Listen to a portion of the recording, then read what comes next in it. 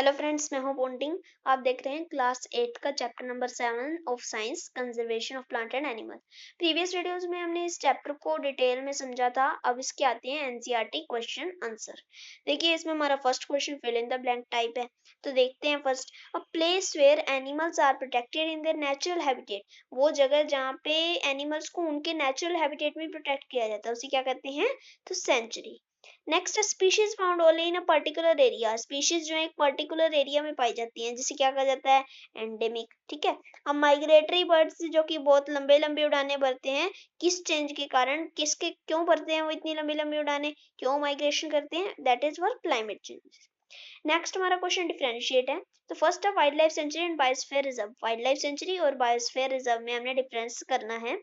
तो wild life sanctuary क्या होती है? एक एरिया जिसमें कि वाइल्ड एनिमल्स को प्रोटेक्ट किया जाता है बाहरी जो डेंजर हैं, जैसे कि हंटिंग। बायोस्फीयर रिजर्व में एक एरिया है जो कंस्ट्रक्ट किया गया है ताकि बायोडाइवर्सिटी को बचाया जा सके।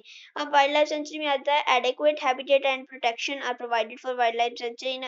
देखिए, अब जो एनिमल्स का जीना है उसको बचाया जाता है, ठीक है, सेंचुरी में। और बायोस्फीयर रिजर्व में सेवरल लाइफ, अलग अलग लाइफ, जैसे कि प्लांट, एनिमल, माइक्रो ऑर्गेनिज्म, इन सबको बचाया जाता है एक रिजर्व में। वाइल्ड लाइफ सेंचुरी के एग्जांपल हो गए कॉर्बेट नेशनल पार्क और बायोस्फीयर रिजर्व का नीलगिरी बायोस्फीयर रिजर्व। इसके बाद है हमारा नेक्स्ट था जू एंड वाइल्ड लाइफ सेंचुरी। अब जू और वाइल्ड लाइफ सेंचुरी, ये आपके पास क्वेश्चन भी आया था, हमारे जो चैप्टर रेड किया था, तो यहाँ पे आ जाता है। जू क्या आते हैं? Animals are kept in artificially constructed facilities. देखिए, जो आर्टिफिशियली जो कंस्ट्रक्शन किया जाता है एनिमल्स को रखने के लिए, एक लोगों को दिखाने के लिए, दैट इज जू। वाइल्ड लाइफ सेंचुरी होती है एक एरिया जिसमें वाइल्ड एनिमल्स को प्रोटेक्ट किया जाता है एक्सटर्नल डेंजर से, जैसे हंटिंग होगी। अब जू में एक आर्टिफिशियल हैबिटेट है एंड द एनिमल्स मे और may not adapt to the new condition, ठीक है। वाइल्ड लाइफ सेंचुरी में animals are conserve within their natural habitat. उनके नेचुरल हैबिटेट में उन्हें बचाया जाता है खुद से, so they won't have a problem with their, तो उन्हें सराउंडिंग से ना अपने से कोई प्रॉब्लम नहीं होती। थर्ड है endangered species and extinct species. अब एंडेंजर्ड स्पीशीज क्या होती हैं? वो स्पीशीज जो कि एक्सटिंक्ट, मतलब verge of extinction are called as endangered species, कि जो मतलब कि खत्म हो रहे हैं, ठीक है। देखिए, एंडेंजर्ड स्पीशीज का एक्यूरेट मीनिंग है वो चीजें जो खत्म हो चुकी हैं धरती से, उन्हें कहा जाता है एंडेंजर्ड स्पीशीज। जैसे बंगाल टाइगर, बंगाल टाइगर जो है ना धरती से खत्म हो चुका है। ब्लू व्हेल खत्म हो चुकी है। एक्सटिंक्ट स्पीशीज होती हैं जो एंडेंजर होने का जिन्हें खतरा है, कि मतलब लंबे समय तक नहीं जी सकती वो, जैसे कि Caribbean monk, seal, great auk, passenger pigeon, ये खत्म होते जा रहे हैं, तो धीरे धीरे करके ये क्या बन जाएंगे? एंडेंजर बन जाएंगे। फोर्थ हमारा फ्लोरा एंड फोना। देखिए, इसके बारे में हमने चैप्टर में पढ़ा था। फ्लोरा क्या होता है? प्लांट्स एक पर्टिकुलर एरिया का जो ग्रुप होता है उसे फ्लोरा, और एनिमल्स एक पर्टिकुलर एरिया ग्रुप को फोना कहते हैं। फ्लोरा के एग्जांपल हो गए स्पर्ग, होगविड जो कि नीलगिरी रीजन से है, और फोना के लंगोर, टाइगर, थार जो कि नीलगिरी रीजन से है, ठीक है। थर्ड है हमारा, हमने डिफोरेस्टेशन पर, इन सभी चीजों का हमें जो है 6 टॉपिक दिए हैं, इनका डिफोरेस्टेशन क्यों कारण बन रहे हैं ये सब जो है। अब wild animals, effect of deforestation, मतलब कि जो वाइल्ड एनिमल्स हैं इनके ऊपर डिफोरेस्टेशन से क्या प्रभाव पड़ रहा है।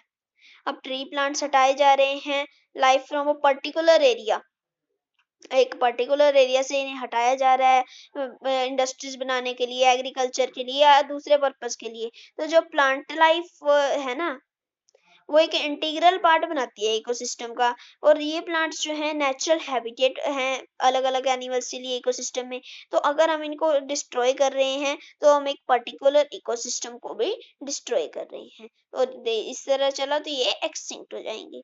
बी था इफेक्ट ऑफ डिफोरेस्टेशन, इन्वायरमेंट पे क्या इफेक्ट पड़ रहा है। अब देखो, प्लांट्स जो है ना फोटोसिंथेसिस के दौरान CO2 लेते हैं। अब अगर प्लांट्स CO2 नहीं लेंगे, प्लांट्स नहीं रहेंगे, तो CO2 का एब्जॉर्प्शन कम होगा, जिससे कि CO2 एटमॉस्फेयर में बढ़ जाएगी और ग्लोबल वार्मिंग हो जाएगी, जिससे धरती का टेम्परेचर भी बढ़ जाएगा, ठीक है। नेक्स्ट है हमारा विलेजेस पे क्या असर हो रहा है। अब सोयल पार्टिकल जो है ना, एक मतलब एक जगह में प्लांट्स की रूट्स के द्वारा रहते हैं, उनकी एरोजन नहीं होती, ठीक है। अब जब पानी का बहुत तेज बहाव होगा और पेड़ नहीं होंगे तो मिट्टी वहां से बह जाएगी, तो जो है विलेज में सोइल एरोजन होगी, जिससे कि एग्रीकल्चर जो है डेजर्ट में बन जाएगा, फर्टाइल लैंड। अब डी हमारा सिटीज पे क्या इफेक्ट पड़ेगा, जो रिस्क है नेचुरल कैलामिटीज का जैसे फ्लड, ड्रॉट, वो अर्बन एरिया में बढ़ जाएगा डिफोरेस्टेशन कारण, और इससे CO2 भी बढ़ेगी, जिससे ग्लोबल वार्मिंग बढ़ जाएगी। तो जो वाटर साइकिल है विद सिटी में वो भी इफेक्ट होगा। नेक्स्ट है अर्थ पे क्या इफेक्ट पड़ेगा, पूरी ही अर्थ पे।